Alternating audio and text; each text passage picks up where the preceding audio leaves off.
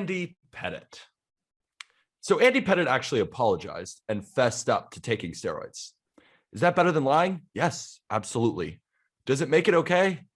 Like, no, it doesn't. But the steroid conversation kind of convolutes everything. So let's just talk about his career. Pettitte debuted as a 23-year-old with the Yankees, finishing third in Rookie of the Year voting. He followed that up with a second-place finish in Cy Young voting in 1996. For the next 13 seasons between the Yankees and the Astros, he threw at least 200 innings. In 10 of those seasons, finishing top 6 in Cy Young voting 6 times and added 3 All-Star appearances. But he finished with a 3.85 career ERA and a career ERA plus of 117. Which is not going to cut it. Andy Pettitte and Cole Hamels are pretty much in the same boat. They were never the best pitcher in baseball or had an incredibly dominant peak, but both have a very respectable WAR that sits near 60. Pettitte should not make the Hall of Fame, but what nobody can take from him are his 5 World Series rings, and only 7 pitchers in MLB history can say the same. That's crazy. Huh. 5 rings, baby. 5 rings. That's sick. That's the pedigree, the postseason. But like, he took steroids, like, definitely. And then even with steroids, like, you have to be above and beyond. And he wasn't above and beyond. He was a very solid pitcher. Yeah. When you think about Pettitte, what do you think of? I think about a guy who was incredibly steady. The 200 innings thing was a workhorse. You could always rely on an above average, a great start from Andy Pettitte, but he wasn't Roger Clemens. Like, he wasn't even CC Sabathia at his peak. Like, he wasn't the, we need a game, get Andy Pettitte in there. And I think to make the Hall of Fame, you need to be that, because it's the MLB Hall of Fame. These are the greatest players in history. Hall of very good. He just wasn't. You think, tell me if this comp is just crazy. I view Andy Pettitte as if everything went right for John Lester for 15 years. Yeah. And that's kind of why I mentioned Cole Hamels, because in the Phillies days, you know, it was Roy Halladay, Cliff Lee, like those guys. And then you had Cole Hamels, who was great, but like, he was your 3.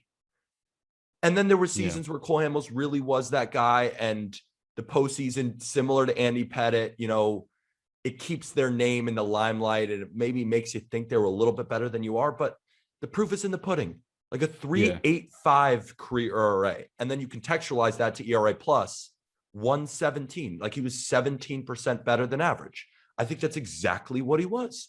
An above average, really solid pitcher who was great in the playoffs, but not a Hall of Famer, which is okay, because he still is.